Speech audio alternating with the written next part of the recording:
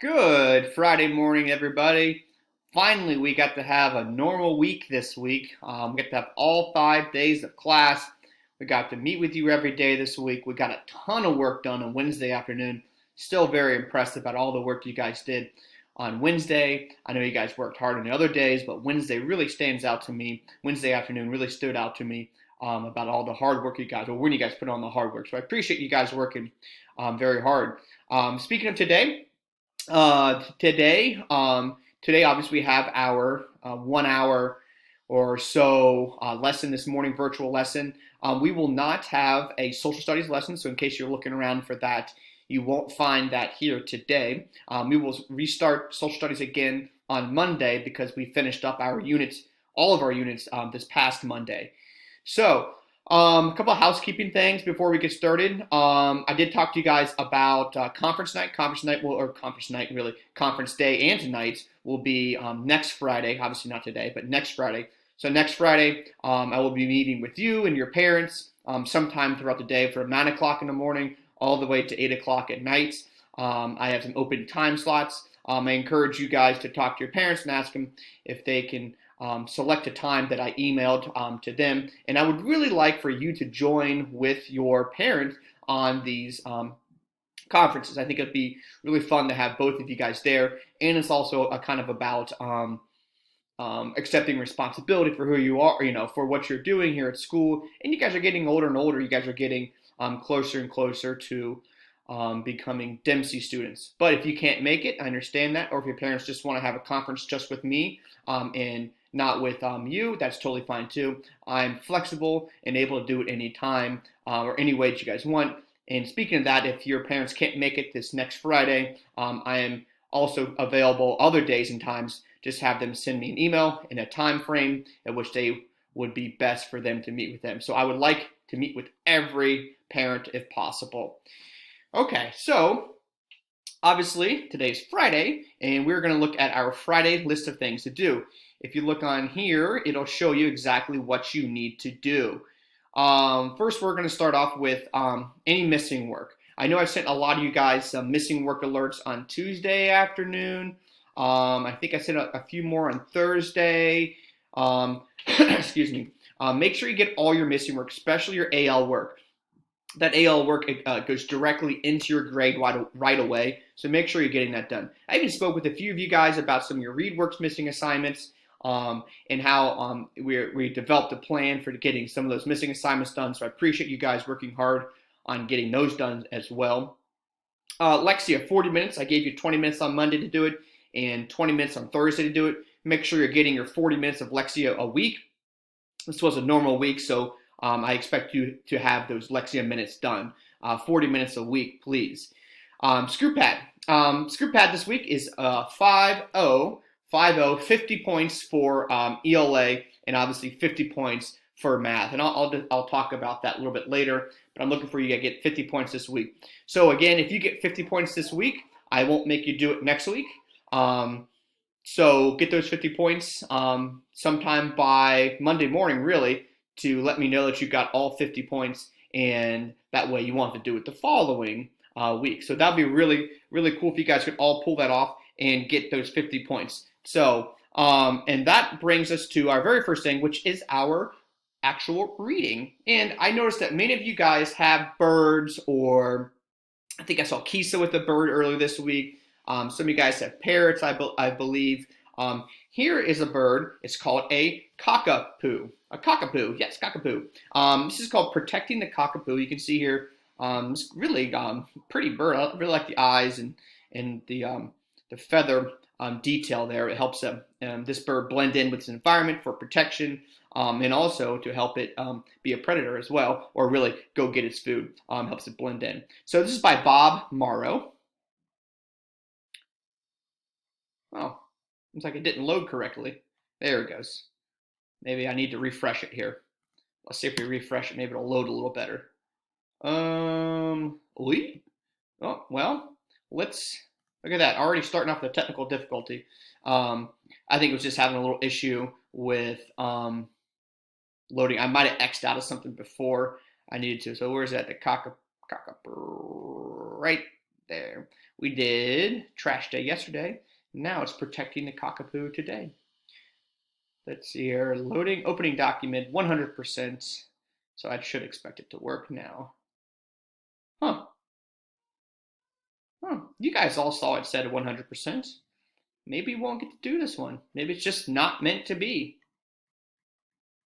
Maybe it's not meant to be. Well, regardless, protect the cockapoo. I will try another one. So this one I'm kind of winging this one because the cockapoo didn't work. Let's try the pangolin. The pangolin. I haven't read this one yet, so I'm not sure what to expect with this one. What? I'm so glad that happened. That is a cool looking animal there. The pangolin. Reminds me of an armadillo, but maybe I'm wrong. They're calling it a pangolin. There we go. I was going to say, start loading here. It almost looks like a snake skin, almost kind of like a fish scales. Oh, yeah. Or it looks like a pine cone. That does too. Meet a ground pangolin. You might think you're dreaming when you see a ground pangolin. A pangolin, for the first time, this animal looks very strange. It looks like a big walking pine cone. The pangolin has a tiny head and a long nose and even longer tail. Its round body is covered with hard brown scales. The scales are like small hard plates over its body. When you look inside a pangolin's mouth, you will see things that are even stranger. It has no teeth, and its skinny little tongue is as long as its body. What? So its tongue goes like the whole length of its body? That is creepy. So this pangolin looks like a walking pine cone. I agree. If you look at this and you look at that, I can see the resemblance. So why is the pangolin body so strange? Its body parts help the animal survive. The pangolin uses its strange body parts to get food. It also uses its body to protect itself, finding dinner. The ground pangolin is a nocturnal animal. Nocturnal animals sleep during the day and are awake at night. The pangolin spends the day at home. It lives in a hole in the ground. When it gets dark, the pangolin goes out and looks for a meal. This ground pangolin is heading out at night to find some dinner. Or would it be breakfast? You know, because their day's reversed. Probably dinner. They do dinner, late midnight snack, then breakfast. That'd be very weird to figure out that schedule. So here is Africa. This is the ground pangolin lives in this area where it's kind of orange area. So it looks like maybe Central Africa and Southern Africa and kind of, what would you say, East Africa. You can see these countries that they live in here in this kind of general area. The United States is like way over here if the map continued. This is Italy here and Spain and Portugal. So that's what those other countries are. So it gives you an idea where you can find them. And there's Ghana. Hi, Ghana. The pangolin has two favorite foods, ants and termites. It has the perfect tools for finding and eating those insects. If you see those termites and they're in your house, oh boy, you better let somebody know because those can ruin a house quite quickly. Following its nose. A pangolin can't see very well, but it's a super sense of smell. It smells ants and termites even when the insects are underground. To find dinner, the pangolin walks back on his feet with his nose close to the ground. Soon it catches the scent of its favorite insects. The pangolin follows his nose straight into the nest and starts digging fast. There's 8 different kinds of pangolins. There are 8 different kinds of pangolins in the world. The book is about the ground pangolin. Ground pangolins live in Africa. This pangolin followed its nose to a huge termite mound. It knows there are lots of tasty termites inside. Yummy. Sharp claws. Look at those things. Look at those ground pangolins. Look at those things. Wow. Now the pangolin must dig up and break open the bug's nests. Its strong legs and long curved claws are great for the job. It breaks into the nest quickly. The bugs live in tiny holes in the nest. How can the pangolin reach them? It helps having a very long and sticky tongue. Very long tongue. What? I cannot overlook that. Look at that. It all the way down there and picks them up and brings them back to his body. That's amazing.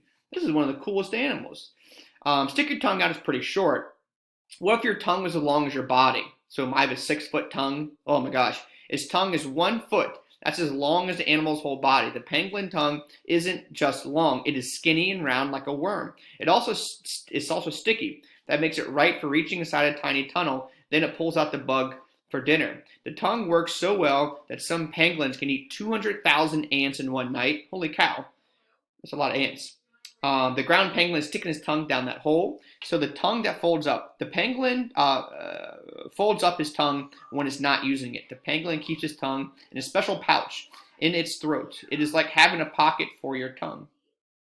Yeah, I kind of wondered, like, obviously you stick your tongue down there, you're going to get things you don't want, like dirt and rocks and other things. Also, I wonder how hard it is to drink, because, like dogs lick up water. I wonder what this guy does. A spiny stomach. Ooh, that's nasty. The pangolin has a long tongue, but it has no teeth at all. Luckily, its special stomach can chew food. The pangolin's stomach has sharp spines inside of it. The spines act like teeth and help grind up the food. But that's not all. The pangolin eats bugs. It eats sand and tiny rocks too. Well, there you go. So it eats sand and tiny rocks. The sand and rocks also help grind up food. Oh, I learned this from Mrs. Bauer a couple years ago. Is it chickens? Yeah, chickens. Maybe you guys even learned this last year. Chickens eat little rocks and pebbles because it goes in their stomach and it helps grind up the food, because they don't have like teeth, they just have a beak. So it's the same concept here. Is those little rocks or whatever in their stomach kind of grinds up and mashes up the food instead of using teeth like we have. So the pangolin has no teeth but very long tongue. Protecting itself. Obviously, if it's kind of slow and it's blind, it really needs some good protection. The pangolin is good at getting food, but sometimes the food tries to get the pangolin. When the pangolin is eating, some ants run across its face and they try to bite the pangolin. Luckily, the pangolin can protect itself. The skin in the pangolin's face is very thick. That makes it hard to bite. Thick eyelids also cover its eyes. The eyelids can shut tightly to protect the eyes. The pangolin can even shut its ears and tiny nose.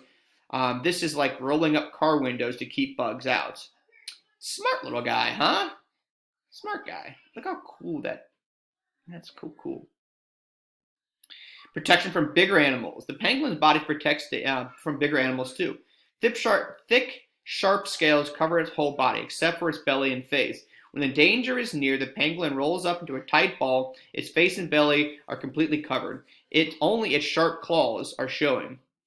When it rolls into a ball, the ground pangolin's hard, sharp scales protect it from bigger animals. Man, those are cool looking. These are the scales. Look at those scales. It almost looks like armor. Ah, look at this. The pangolin lifts its scales so they stand up a little. This raises the sharp edge of the scale. If the animal comes too close, the pangolin snaps the scales down like scissors. A paw caught between the scales gets a sharp cut. The sharp scales in the pangolin's tail give it another way to stay safe. If an animal gets too close, the pangolin swings his tail around. It can cut the animal, and the swinging sends a message: get lost! This right here, this lion is trying very hard to eat the pangolin in its mouth, but the lion couldn't chew through the pangolin's hard, sharp scales. So if this lioness right here cannot get through this, this pangolin, nothing's going to get through it, right? That's pretty impressive. Oh, look at that! A little pangolin going for a ride. Oh, that's a cool picture. When the pangolin's wide, thick tail also helps it protect its baby. The baby climbs on the mother's tail and uses long claws to hold on tight. The mother keeps her scales closed so the sharp edges don't hurt the baby. This way, the mother can keep her baby close and safe. So you can see this baby's hitching a ride on his mother's tail. Save the pangolins! Ground pangolins are good at protecting themselves from other animals, but pangolins need protection from people too. Some people hunt the ground pangolin for food. They also use its scales to make medicine. Luckily, now there are parks in Africa where ground pangolins are protected. But in Asia, other kinds of pangolins are in trouble. People hunt them, even though it's against the law. Groups of people are working to protect all kinds of pangolins. They want to make sure that the strange animal sticks around. After all, what other animal can do such amazing things with its body? So here's a cool little chart or graphic. So this is the body parts. This is what it's used for, and this is how it's used. So for example, nose, finding food, is a strong sense that smells the pangolin to find bugs to eat. Stomach, it's good at chewing food. Sharp spines in the stomach grind up food. Scales, protection from bigger animals. Sharp scales can cut enemies. In the whole body, protection from bigger animals, Body can roll into a tight ball, leaving the sharp scales showing. I like that graphic. Learn more. If you want, you can go to these websites right here. If you pause the video, you can type in these websites. Here's one website right there, and here's another website right there you could go to. I'm curious about those. If anybody goes there and to one of those websites, let me know. I'm curious to what you come up with. What kind of animal is it? Pangolins are shy and hard to spot in the wild, so there's still so much to learn about them. Excuse me. Just one of the mysteries is to puzzle the scientists is the animal's origins. It has scales like reptiles, but it's not a reptile. It's a mammal. A recent study seems to show that the scaly animal is a strange offshoot of the group that includes cats, dogs, and bears. What? So it's a combination of a cat, dog, and a bear? Here's a note from the writer. The ground pangolin is a nocturnal animal and is usually only out and about at night. However, in the winter, it is sometimes seen in the afternoon. To give the readers the best view of the pangolin, we've included some rare photos shoot during the daylight hours. And that's why we saw some of these during the day, because I guess it must be winter time. There, and there, and there, and there, and there. So yeah, that makes sense, because usually, yeah, that's what you usually see. It's dark out. Or as I used to say as a kid, it's dark time. Which really isn't a time, it just means it's dark out. Okay. What do we got here? So, sound. I feel like I'm missing something. Sound. Oh, there it is. Sound effects. I was going to say, that doesn't sound right. Sound effects. So we have sound lesson exam and sound effects. We're really doubling down on the sounds today, aren't we? So let's go to our virtual reading. Go to module. We're going to go to the one that's due today, which is February 26th. February 26th. That requires us to do some scrolling. And there it is. Sound effects. There we go. Sound effects. I know we had a couple of musicians this week. We had Kisa playing her, I think she called it a flutophone. We had Savannah. She was playing her violin to show us different how pitch works. So let's talk about this. Making music. What do most poems do to draw readers in and help them remember the poem's message? Well, you know that any poem is telling a story that is going to include the elements of a narrative, characters, a setting, a plot.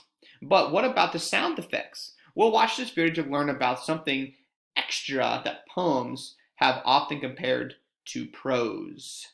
Not like prose, like I'm a pro, but like prose with an S, like this word, prose.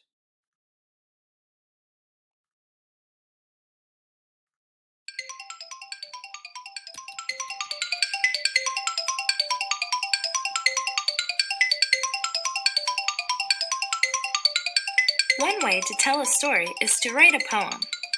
Some poems use rhyming words. Poems can have the same parts as a story. A poem can have a character. A character is who the poem is about. A poem can have a setting. The setting is where the poem's story takes place. A poem can have a plot. A plot is what happens in the poem's story. Let's listen to a poem called Ollie the Octopus. As you listen, think about the character, setting, and plot. And listen for words that rhyme. Has anybody ever eaten octopus before? Ollie the Octopus lives in the sea. His home is a bottle that he got for free.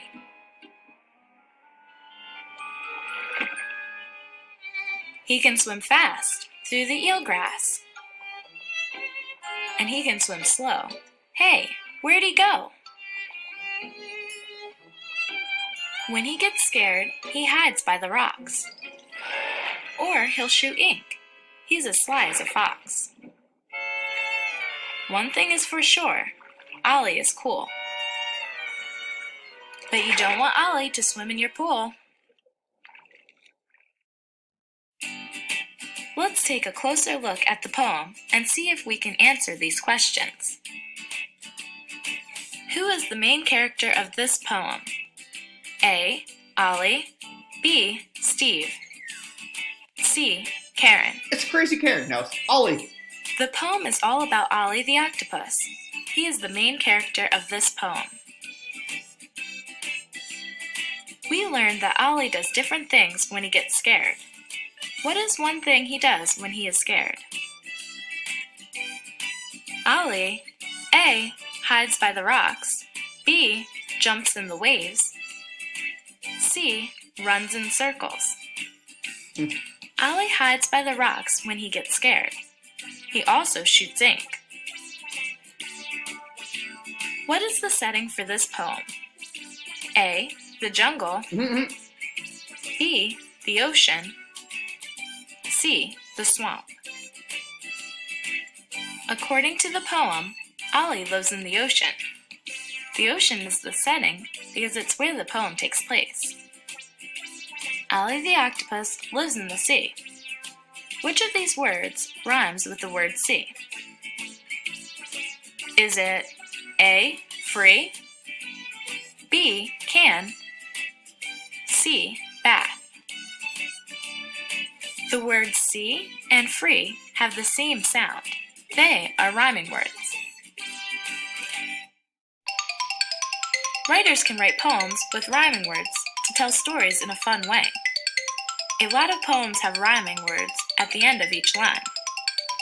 A poem can have a character, setting, and a plot, just like a story. What is your favorite poem? Read it again and think about who the poem is about and what is its setting.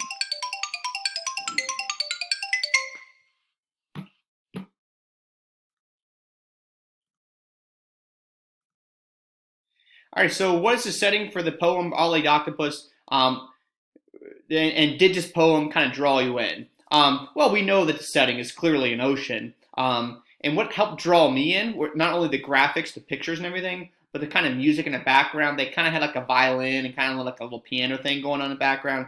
So I think it kind of really, that's what really drew me in. Excuse me. So sound devices. Not all poems rhyme. In fact, most poems written in the 21st century do not. Just because a poem doesn't rhyme doesn't mean it isn't a poem.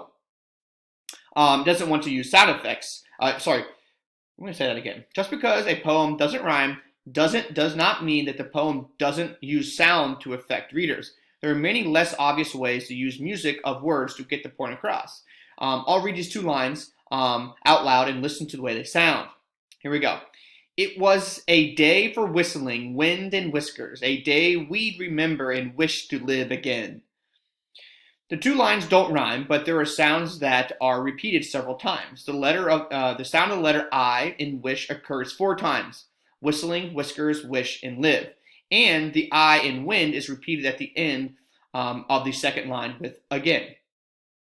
Poets and songwriters often avoid really obvious rhymes that appear at the end of the lines because they don't want their poems to sound too much like nursery rhymes or the very formal poetry that was written hundreds of years ago. They want their poems to seem real to today's readers, so they use more subtle sounds devices. So what sound might a poet use to describe a long, lazy day at the beach? Give up? Sounds that slow down a reader because they take longer to say, like the surf's slow rhythm of crashing and hissing, the foam advancing, retreating, and advancing. You're right. That is pretty good. Find a rhythm. Even with poems, you've heard as a young child probably a very regular, predictable rhythm. A regular rhythm is a poem that's called a meter. We'll watch a short video to find out what a meter looks like.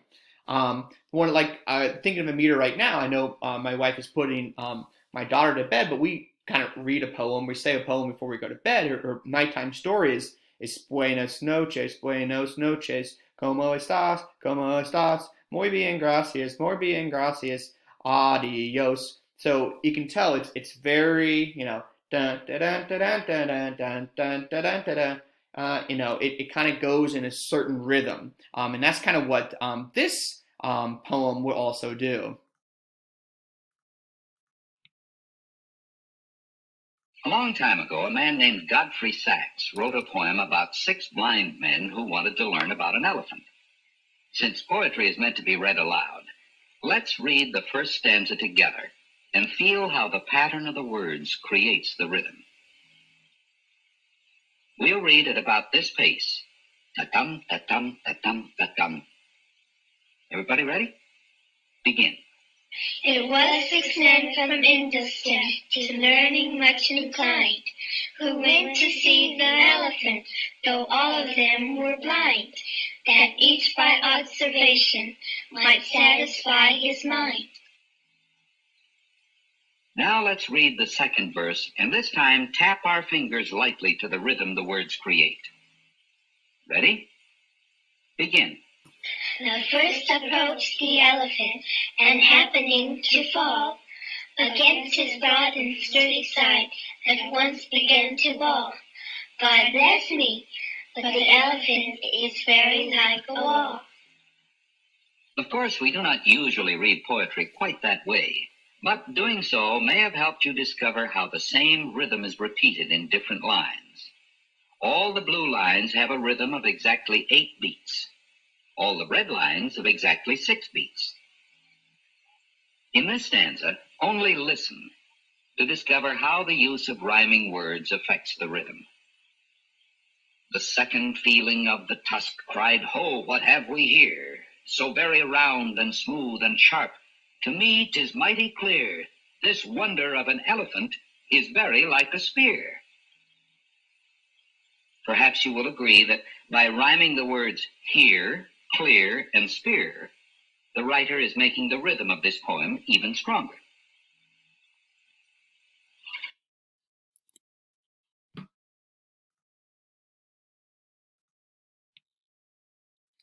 So unlike poems written 100 years ago, or even when this video was made, poems today very rarely have meter. That is, they don't use a strict regular pattern of stresses or accents. Can you see the difference between these lines and the lines read in the video?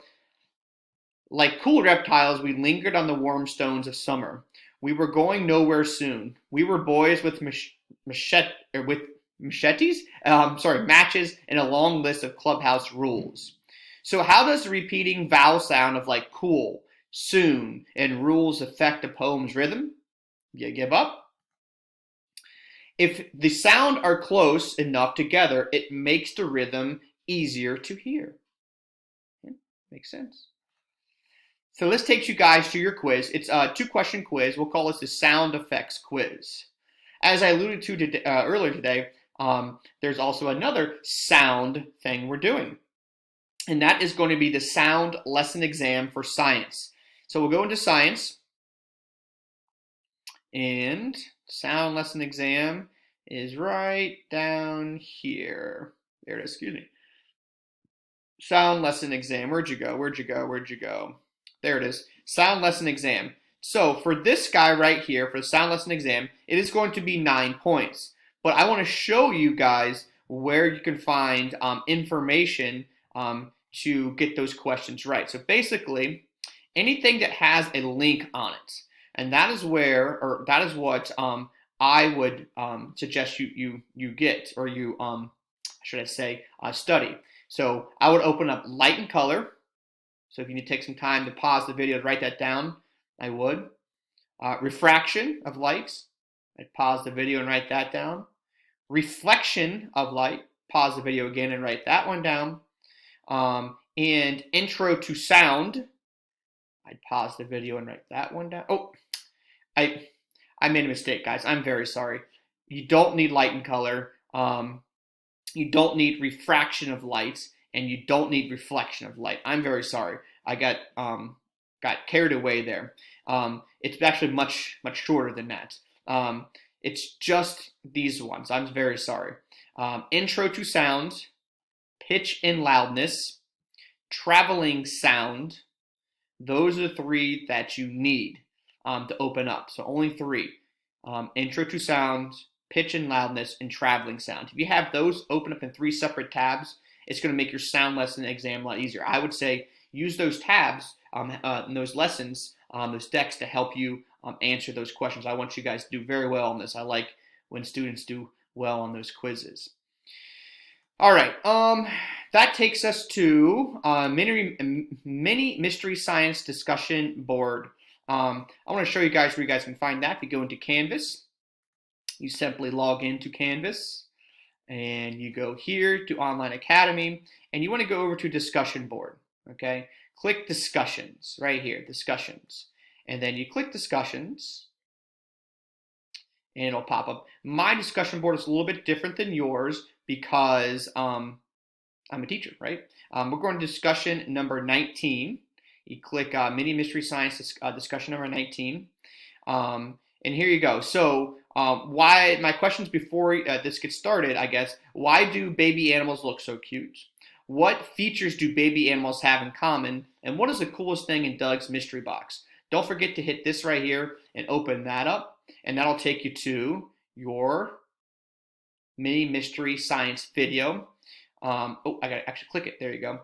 And it talks about this right here. Why do baby animals look so cute? You kind of play the video, hit the play button. I'm going to fast forward though. And then what features do these animals have in common, which is your second question. And then we finally, I'm going to fast forward to Doug's box. Okay.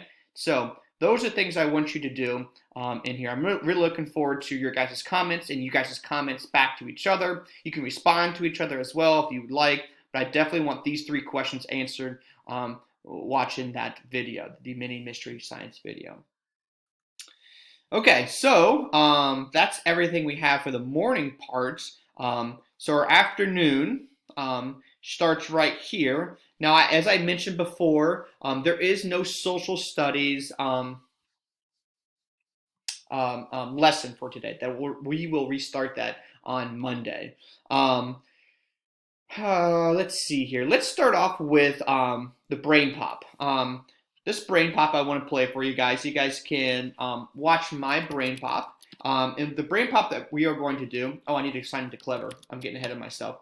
I need to sign into Clever. And obviously you guys can rewatch it on Clever by selecting and going into brain pop. Or you can just kind of watch it because I'm going to play it for you guys here. The one we're doing today, this is for our Black History Month. And today kind of ends our Black History Month, but it doesn't mean that the history of African Americans is going to end today.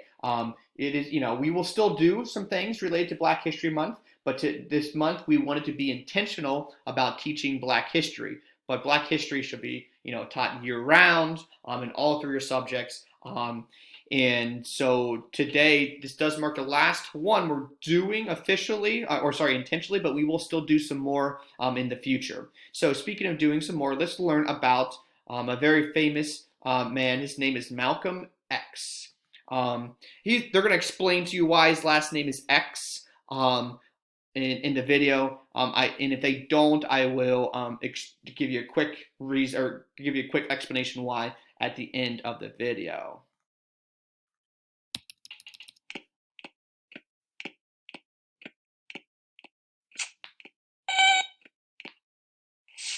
Dear Tim and Moby, how come Malcolm X doesn't get a holiday like Martin Luther King? Curious, shy. That's a tough question. Both Malcolm and Martin were hugely influential leaders during the American Civil Rights Movement. They were focused on the same goal of achieving equality for African Americans, but they followed profoundly different approaches in their fight for freedom. King took cues from the Indian struggle to end British colonial rule. Its leader, Mahatma Gandhi, had relied on peaceful means to liberate his people. His methods of nonviolent protest inspired King. Malcolm X took a much more aggressive stance. That's why he's often considered controversial. Malcolm Little was born in Nebraska in 1925. This was during the height of segregation in America. African Americans were kept apart from whites in public spaces like schools and restaurants. They could only live in certain neighborhoods and hold specific types of jobs. Segregation policed black behavior, too. They had to act with the utmost respect toward whites. Failure to do so ran you the risk of being jailed, beaten, even killed. Well, segregation was worse in the South because it was enforced by the state. In other parts of the country, it took a subtler form. Citizens themselves made sure that African Americans were kept down. Growing up in the Midwest, Malcolm felt this firsthand. He excelled in school and dreamt of becoming a lawyer. but a teacher told him to forget about that and become a carpenter instead. At home, Malcolm received a more encouraging message. His father, Earl, spoke out for the rights of African Americans. He organized meetings and urged his community to take a stand against bigotry. That made the Littles targets of violent hate groups. When Malcolm was only 6, his father died under very suspicious circumstances. The death fractured Malcolm's family, and he ended up dropping out of school. He got caught up in a life of crime and wound up in prison. Yeah, but it was there that he began a lifelong journey of self-education. He read constantly, devouring everything from history to science to philosophy, and began studying the teachings of a black Muslim group, the Nation of Islam. Up to that point, he hadn't thought much of religion, but the NOI was like no religion he'd ever heard of. Its ideas seemed to explain the deep anger Malcolm was feeling about where his life had ended up. The NOI said that America would always be a racist country, and that African Americans would never get a fair shake there. The only reasonable response was black nationalism, the desire to carve out a completely distinct country for black people. This might be in the United States, or maybe even in Africa. African Americans would have their own schools, businesses, and government. Many civil rights leaders saw these views as extreme, or even racist. But Malcolm was drawn to the nation's goals. While in prison, he began writing to their leader, Elijah Muhammad. He joined the movement and took the name Malcolm X. This was a common practice among NOI members. Many African Americans had inherited their last names from slave owners. The X was a rejection of that legacy. It also represented a broken link to their African roots.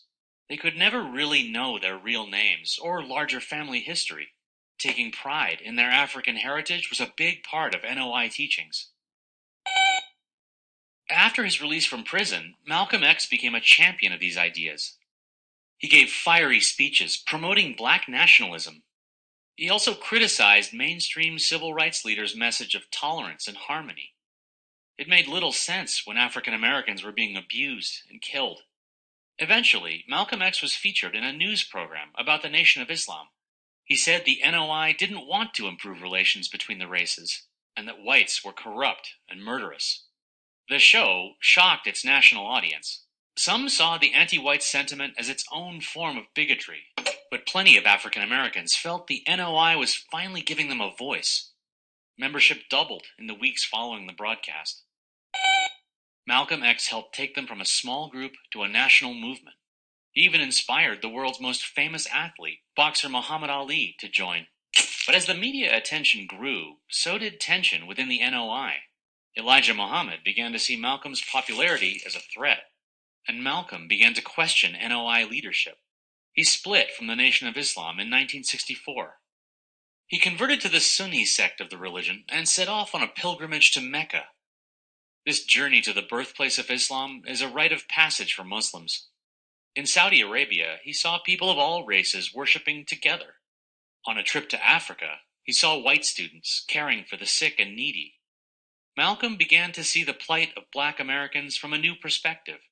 Unfortunately, he would have few chances to share his new outlook. He was assassinated less than a year after his journey to Mecca.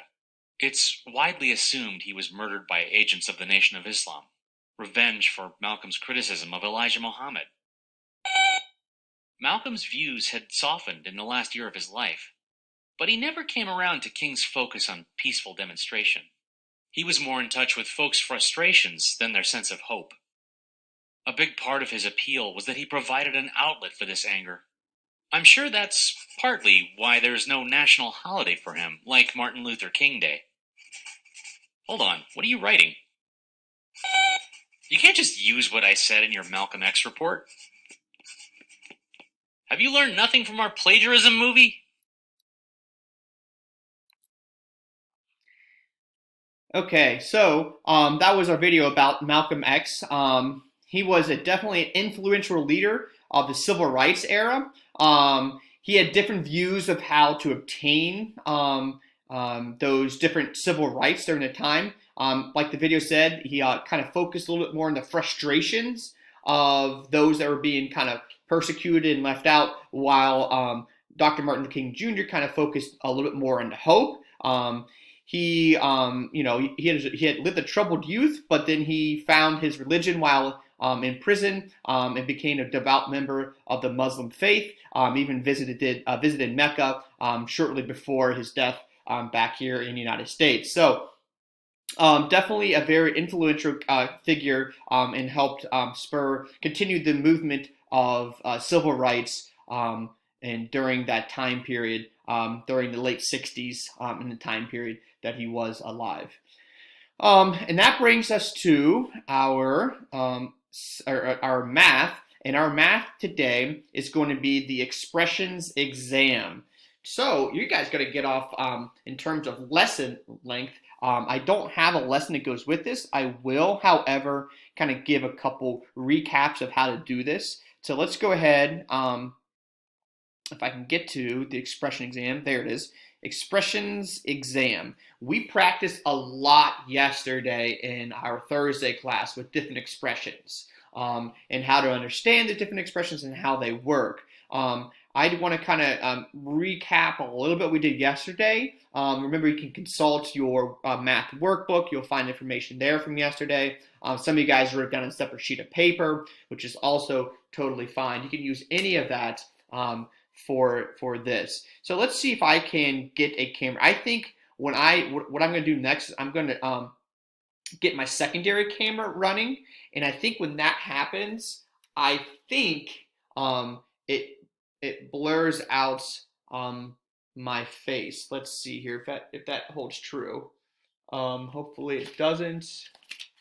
I don't know if it will. I'm kind of hoping that it takes over. Give me a second here. Hopefully I can get it to take over. Sometimes it'll work well, other times it won't. Alrighty, I think I'm gonna have to go with what I'm gonna call the nuclear option. Okay, so I'm gonna get it into blurred out here, and hopefully this doesn't harm anything. Let's see if it takes the baits. Take the baits. Ah, yeah, it blurred me out there. I knew that was gonna happen. Let's see here. Let's see if I do this. That. Aha! Okay. So that's what we'll use for my math portion of this. So the first question on here says, choose the correct math expression for 100 less than 125. Now let's say I rewrote this and I said, choose the correct math expression. Choose the correct math expression for 389 and then less than I don't know, 400. Okay, so let's say I chose those two numbers, 389 less than 400. Well, so what is 389? How would you write that? Well, you simply just would take, oh, I didn't get my red. Take the larger number in this case because you're going to less than. So I would take the 400 and I would write the 389 after that, and that would be your correct answer because you're doing 389 less than 400. Hopefully you can apply that thinking to this question right here and come up with the best choice. We talked about quotient, right? Quotient. So we look at our quotient here. Quotient, think about what the word quotient means, right? So quotient, does it mean divide? Does it mean subtract? Or does it mean add? So simply, what is the quotient of 75 and 15? So if you find out what the quotient means, the word quotient, I think you'll be okay with this one. Now we're getting a few more complicated ones. Choose the correct math expression for 45 more than the difference of 35 and 13. I'm going to change all these numbers, okay? I'm going to change all these numbers. So let's say I change the first number to 76 more than the difference of 35 and 11. Let's change it to 22 and 19. So, and we're doing 36 more than. Okay, so let's back it up here. So how can we put that into a expression, right? How can we do this right here, right? This is what we're talking about, not this guy. We did that right. So how can we do this? So first thing we need to do is we need to figure out 21 and 19, right? So if it's an and means plus sign, right? And is a plus sign. So then we bring down to 21 and 19. So you want to know 76 more plus 21 and 19. So you have to put the parentheses around it because in the rules of PEMDAS, PEMDAS, you got to do parentheses first. So that's why I put in parentheses. Again, more than means plus. It means addition. So we bring down to 76. It should look something like that. Could you take 21? Would this also be right? 21, that's plus 76. That is also correct. All I simply did was just flip them around. Both of them would be correct. But choose the best answer available to you guys. Let's go down and do some hard ones here. There we go. Let's try number 8. What is the meaning of the expression 5 and times? Well, I'm going to give it up, but here. So we have, what is this meaning expression? Well, first you need to find out this. You got to find out what this means in words because you go with this, the parentheses first. So what would this? Let's say this is 600 and this is 100. So you would find what is the difference between 600 and 100 and the product of, I don't know, 60, if this was number 60. That should kind of help you out there. Okay, I don't want to give away too much. They're hard to really kind of give examples without giving away the answer for these ones. Let's do, I don't know, number 10. So let's say Jamie went shopping for party snacks. He bought 3 bags of chips for $4, 5 bottles of soda for $2, an ice cream cake for $20. How much money did Jamie spend altogether? All right, I'm going to change the numbers here. All right, I'm going to change the numbers here. I'm going to go. Jamie went shopping for party snacks. He bought 6 bags of chips. So 6 bags of chips, and then the chips were say $4. Let's say $8. That's not 8. Wow, let me try that again. So 6 bags, and let's say there were 8. Why can I not write $8? There were $8 per chip bag, and then 5. Let's go 10 bottles. 10 bottles of soda that were $4 each. So $4 sodas. Must be good sodas. And then an ice cream cake. Let's say you bought ice cream cake for $40. Okay. So cake for $40. Okay, I'll show you my work now. Okay, so here's what here are the numbers that we have. We have 6 bags of chips for $8 a pop, 10 bottles of soda for $4 a pop, and then he decided to buy a $40 cake. This guy's gonna have a heck of a meal here. So if you can kind of see how I grouped these together. I grouped 6 bags together. I grouped 10 bottles together. And this guy, he is flying solo. He does not have a partner. So since we put boxes around these things, these boxes also kind of look like parentheses in a way. Parentheses. So we need to keep those together. And this guy is on an island. So let's do this in 6 and do this in parentheses. So it's 6 times how many, or 6 bags times the cost. 6 times $8, right? That's a parentheses. Let's rewrite this one. So that's 10 bottles times $4, because that's the cost of each bottle. And then this guy right here, which is simply just $40 for the cake.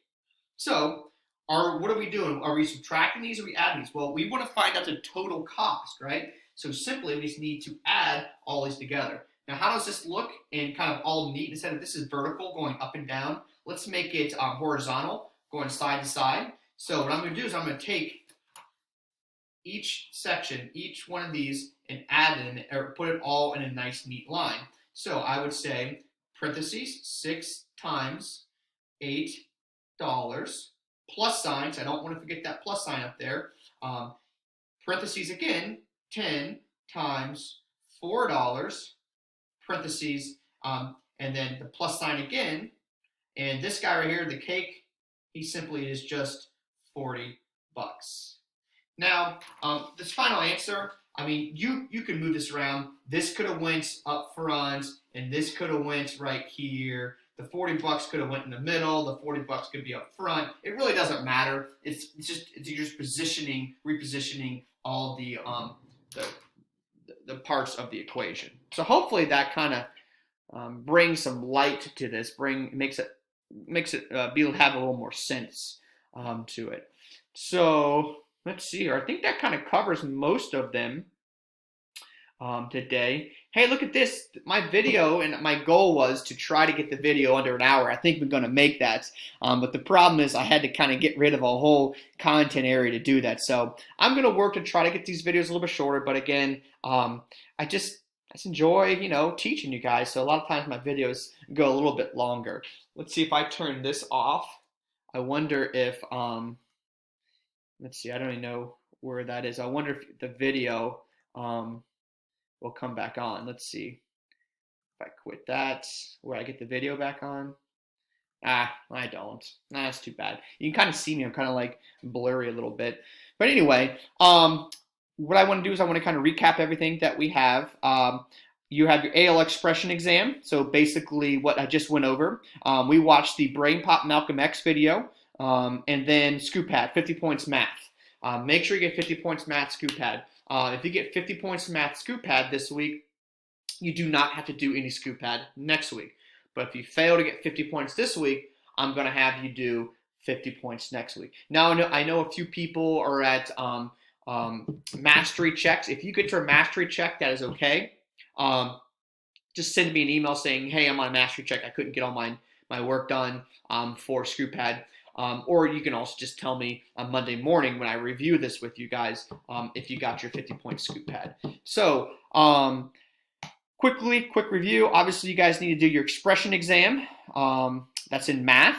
Remember, you get multiple attempts on all of these. Your sound effects quiz. That is a 2-question quiz. And your virtual science. This is the sound lesson exam. And your sound lesson exam. And we did our reading about that cool little pangolin. Man, this is shooting up my list as being one of the coolest animals I've seen. I really think that's cool. Don't forget to do your online Academy discussion board post, Mystery Science number 19. This is really cool. Don't forget, you need to hit this link right here, and you open it up, and it's going to take you to these cool Mystery Science things. I really enjoy Mystery Science. This is one thing I miss the most about teaching in person is doing these cool Mystery Science things together.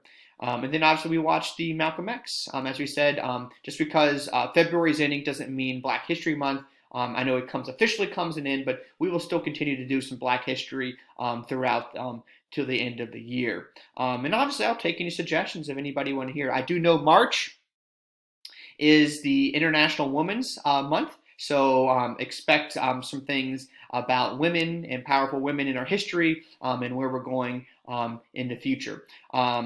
So without further ado, I know you can't see my face because I'm really blurred, but I want to send you guys off, and you guys get this stuff done. If you need to see me, I am meeting with a few students throughout the day, but that is okay. Just let me know. I can meet with you.